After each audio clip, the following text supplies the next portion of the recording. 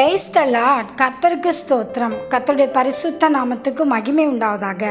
இந்த நாளுக்காக எடுத்துக்கொள்ளப்பட்ட வேத வசனம் தானியேல் 6வது அதிகாரம் 27வது வசனம். தானியேலை சிங்கங்களின் கைக்கு தப்பிவித்த அவரே தப்பிவிக்கிறவரும் இரட்சிக்கிறவரும் வானத்திலும் பூமியிலும் அடையாளங்களையும் அற்புதங்களையும் செய்கிறவருமாய் இருக்கிறார் என்று எழுதினான். ஆமென். இதை பார்த்து கொண்டிருக்கிற பிரியமான சகோதர சகோதரிகளே, தானியேலை சிங்கக்கவியில் போட்டாங்க. ஆனால் சிங்கம் ஒன்றும் தானியேலை சேதப்படுத்தவில்லை.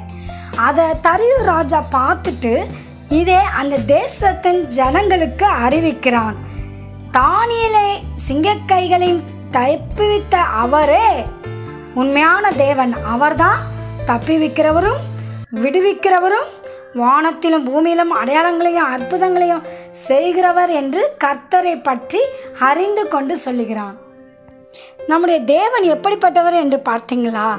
நம்மளை தப்பி வைக்கிற தேவனாக இருக்கிறார். எந்த ஒரு தீங்கும் நமக்கு நேரிடாமல் நம்மளை சகல தீங்குக்கு விலக்கி தப்பி வைக்கிற தேவன் தான் நம்முடைய தேவன். அது மட்டும் இல்லை, ரட்சிக்கிற தேவனாக இருக்கிறார். எல்லா காரியத்திலும் இருந்து விடுதலை கொடுக்க அவரால் மட்டும்தான் முடியும். அதாவது அவரால் பாவத்திலேருந்து, சாபத்திலேருந்து, வியாதியிலேருந்து, பிசாசின் பிடியிலேருந்து, இப்படி பலவிதமான போராட்டங்களிலிருந்து கர்த்தர் மட்டும்தான் விடுவிக்க முடியும். உங்கள் வாழ்க்கையில் இப்படிப்பட்ட விடுதலை வேண்டுமானால் இயேசு கிறிஸ்துவால் மட்டும்தான் விடுவிக்க முடியும். அவர் தான் உண்மையான தேவன். அவரை நோக்கி கூப்பிடுங்கள், அவர் உங்களை விடுவிப்பார்.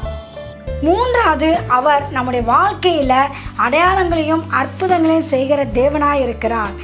உங்கள் வாழ்க்கையில் கூட அவர் அற்புதங்களை செய்ய வல்லமையுள்ளவராக இருக்கிறார். நீங்கள் எதை குறித்தும் பயப்படாதிருங்கள், கலங்காதிருங்கள். நம்முடைய தேவன் ஜீவனுள்ள தேவன். அவர் ரட்சிக்கிறவராயும் தப்பிவிக்கிற தேவனாகவும் வானத்தையும் பூமியை உண்டாக்கின தேவன். உங்களுக்கு அற்புதங்களை செய்கிற தேவனாக இருக்கிறார். நீங்கள் அவரிடமாய் கேளுங்கள், அவர் உங்களுக்கு எல்லாவற்றிலும் அற்புதங்களை செய்வார். ஆமென்.